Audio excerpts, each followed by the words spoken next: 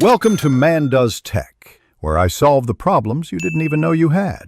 You're starting now. Confirm your iPhone is updated and signed into your Apple ID so Wallet can sync.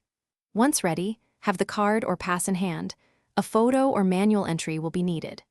Open the Wallet app and tap the plus icon to add an item. This begins the secure enrollment process.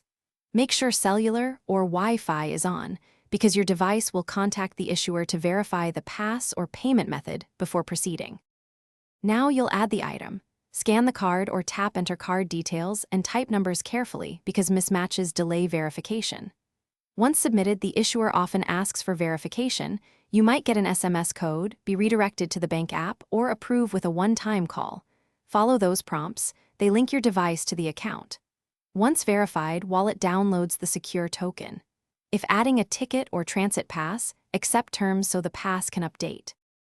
Finish by confirming the new card or pass appears in Wallet and set it as your default if you want it used automatically. Test it.